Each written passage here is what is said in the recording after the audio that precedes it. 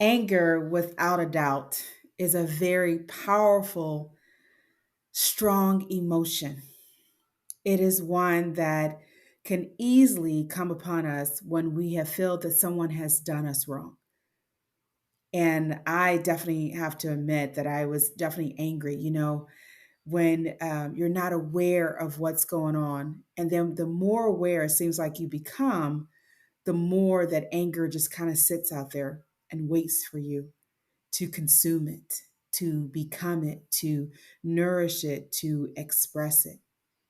And it is the opposite of what we're here to do on earth. We're here to embrace the love that is within us, the love that we are made from, to nourish it and express it. There are many Bible verses that speak of anger, and I've shared my story and what I've gone through as a child, my earthly journey. Being brought into a cycle of pain, domestic violence, and experiencing pain, projected pain myself, and how the road of anger is an easy road that can lead to blaming, that can lead to dark valleys, and just through dark tunnels where you start not only being angry at yourself, but at others, but also being angry at yourself. Start blaming yourself, start blaming others until you get to a point and say, how far can I stretch this anger? And we can stretch it far. We can say, you know what? I'm just going to be angry at everybody and everything and live my life and not be bothered by people because I don't want to be in that predicament again of being angry, of being frustrated, of feeling used. And it's a common emotion. It's a common emotion that sits in almost everything that we are fearful of, that we're complaining about. It sits in violence, it sits in domestic violence of any kind, abuse, neglect, um, suicide, homicide. It sits at the ground of self sabotage, overeating, undereating, overexercise, underexercising. It sits at the words of bitterness and resentment. When you think about all of these physical diseases that we have, including rare diseases, again, they are the physical manifestations of these emotions that we carry that we're not supposed to carry. You know, the body was made to love. The body was made to express love.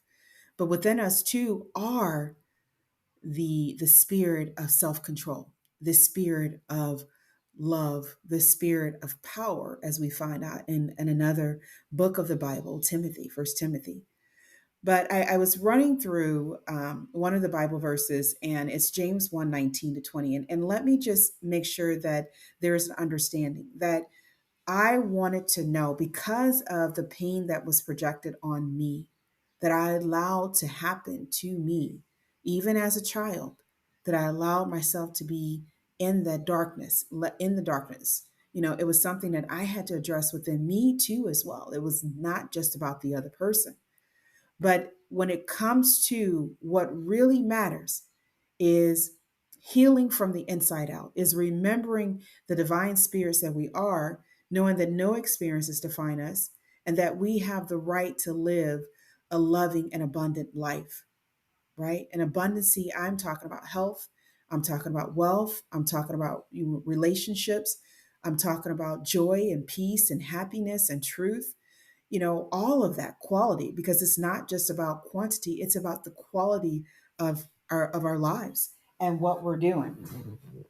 And so I came across, got to plug in my laptop. I came across a Bible verse, James 1:19-20, and it says, "This my beloved brother, but whatever must be quick to hear, slow to speak, and slow to anger, for the anger of man does not achieve the righteousness of God." That we are here for divine reasons, I believe, to reflect the truth, to be the truth. and an expression of the truth with our gifts, with our talents, intertwined with our experiences to say, okay, I am going to prove that no experiences define me. Therefore, when anger comes and all these other emotions that I have, they have nothing on you. They have nothing to stick. Your ground is not fertile for them. The seeds will not grow and they will not nurture into all of those other things that I talked about, the suicide, homicide. When you think about teenage pregnancy, if we really, really love ourselves, if we really, really love ourselves, we will seek the good in all things, and that we will have so much conviction to living our truths because we know that we are not defined by our experiences. We know that no one can define us. We see the hearts for what they are, we see the pain that they have, and the pain that has continued to cycle through to infect the hearts of many, hardening their hearts to not seeing the truth, putting them into darkness. But we are not here to align with life. We are here to align with the divine spirit that we are. And the thing is, when it comes to anger, we can start judging others, who they are and what they do. We label them. We've done it, label them as, you know, um, a murderer, an abuser. And if we really know the truth, no matter how much there is a tendency to fall into that labeling of that person, we know that they are beyond that, that somehow they see themselves as that and they begin to perform it. You know about thoughts. We've been talking about law of attraction. We've been talking about this energy. We've been talking about, what you think about, you become. And many people are lost in their thoughts. They're lost. They have veered away from home. That prodigal son, that prodigal daughter, where we have veered away because we don't feel loved. We don't feel appreciated because of what we have internalized. Noted, I didn't say what the person did, but what we have internalized about our experiences. I love the quote that James Allen has. And he says, and he has said, when a man is understood, it becomes impossible to condemn him. God showed me one of the persons, at least some tidbits of what one of the persons and what he was going through. I saw him. He was a great artist. I don't even know if he's alive today, but drawing was crazy. It was amazing, how he can. I always had this kind of fascination with people that can just look at outside, look at beauty, and just draw it from their mind, their perception to the paper, to this art pad, and this person had it, but yet still I would see him walk the streets alone, carrying a radio beside him, that he looked so lost and he was so lost even before his projection of pain on me that it somehow I think people think that's going to heal them, that if I get just a little light that I can heal my pain. And it just makes it worse when you take from others instead of going within and realizing that everything you need to become one with yourself, to become one with this spirit, this divine spirit that we all have within us, everything you need is inside of you, that you don't need to take from others. That we've talked about anger, and I've read, from many people, Louise Hay, and you can heal yourself, heal your body, and Florence Scovel Shinn, and just reading their works, and James Allen, sharing about him and how, these emotions, they eat up away at us, eat within us. They're tearing us apart, this anger, and then it leads to resentment and bitterness, and we wonder why we have arthritic hands. We wonder why we have migraines and continued headaches, why our gut is not working right, and we're having problems with colitis and different things. There are different things that are associated with illnesses, but I do believe that our emotional well-being, our emotional health takes plays a very critical role in our physical well-being. I've seen it and experienced it myself, where, not digesting stuff to digesting and now not having problems with taking in food, with headaches, addressing, okay, what is it that I'm thinking about? What thoughts that are really, causing anger to come sit with me for a while, seeds to be sown. What am I thinking about? What do I need to address? My father, what happened? What am I still holding on to? Because I believe it's a continually, as you progress through life, as you get the awakening, there's more stuff that comes up that we don't realize that we're holding on to. We have this conscious awareness, and then we have this unconscious awareness. And remember, unconsciousness is that void. That is where we speak things into life. And if we're holding on to unconsciously this anger, this blame, this bitterness and resentment, we are we are creating out of that bitterness, out of that anger, and then we wonder why our lives are a certain way. That if we are the master, just like James asked, Alan said, we are the master of our soul. We are the captain of our ship.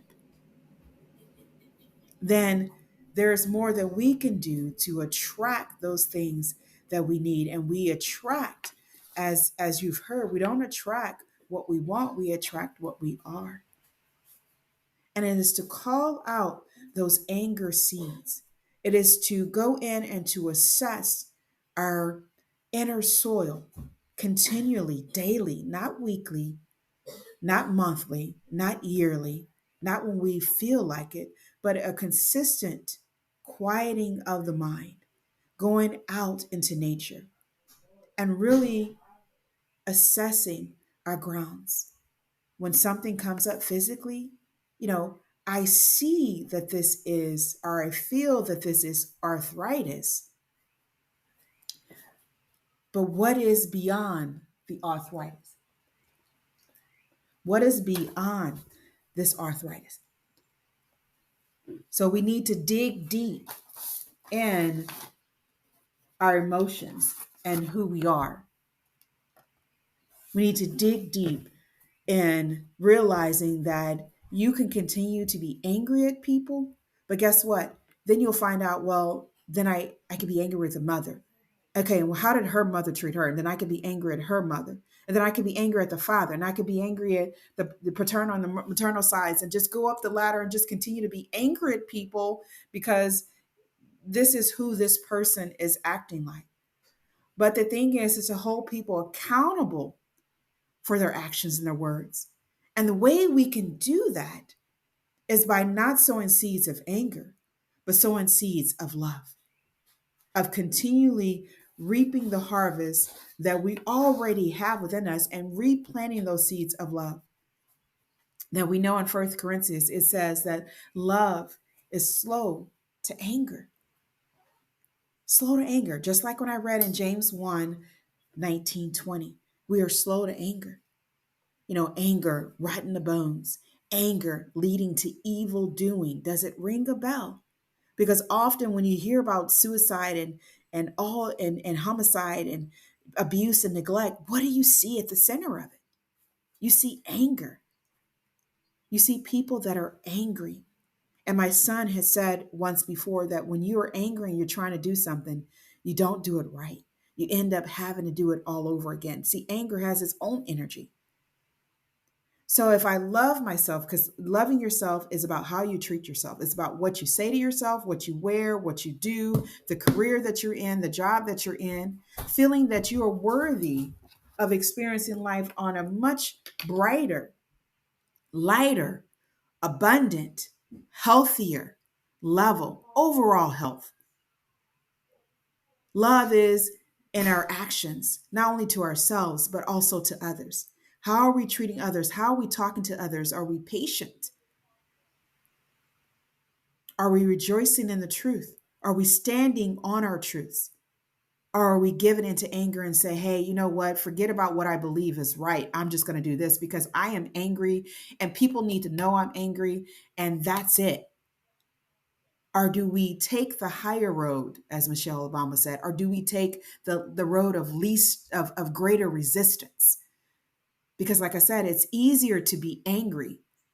But when we know that that person projected pain because that's what they knew, that person projected pain in such a way because they were hurting and they were in darkness and not realizing consciously, because people say, no, they realize they hit me. They realize they abused me.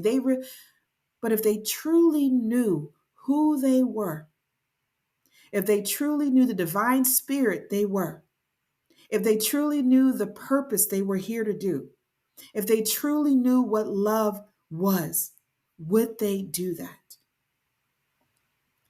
See, the issue is that many of us, and often we go through stages where we have forgotten who we are, that we allow anger and these other emotions to take hold of us and to guide us and direct us down these alleys in darkness, down paths that are unbecoming of us. How many times have you heard that they were so nice, so kind? That was not becoming of them. Anger can take you over to a point that you don't even know what you're doing. So it's about understanding. It's about not focusing on evil, but focusing on who you truly are and what you're here to do. And that part of that you've gone through can be used for greater good, as in the story of Joseph, that even his brothers got jealous of him and left him to be sold, to probably even die. But God had a greater calling on Joseph. And Joseph knew that, even through the stresses, the experiences that he'd been through, people framing him, people not holding their word, not being who you thought they were. Does this ring a bell? Until the day came that it was time to be who you are, who you truly are, because you have held true to who you are. You have walked through the doubt. You have tread through the shame. You have held on to your faith that my life is more than the pain. And that's what I thought as a child. This can't be life. This can't be life. There is more to life than what I have experienced. And I know because I want love, because I choose love, someone else wants it too. See, anger does not have to control you. We are the master of our emotions and our feelings, because within us is the power to overcome. Within us is the power to see through this anger and to be who we really are at the core of us. And as someone projects pain, to see their hearts, to see that it's compassion. If you only knew that you don't have to be that way. If you only knew who you really were and not these stereotypes and labels and not these thoughts, these beliefs that you have taken on for yourself. If you only knew how great you really are. So it is to go through, I encourage you to take a moment and to really ask yourself, especially if you feel that you are yelling, that you are sabotaging yourself, overeating, undereating, exercising, before we start to really run down our bodies, to really put ourselves at poor health. We deserve abundant health. We deserve an abundant life. We deserve love in many forms, in many relationships. We deserve joy and peace and happiness. We deserve to do the work that we are here to do. We deserve to create a generational love cycle. We deserve to break the cycle of pain, dismantle those thoughts that have created it in the first place. This is Tamika Chambers with Create a Generational Love Cycle.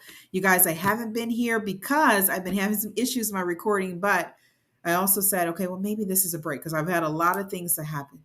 But I hope that this podcast, this episode, has helped you to really take a look inside and to pick out the weeds of anger because you deserve better.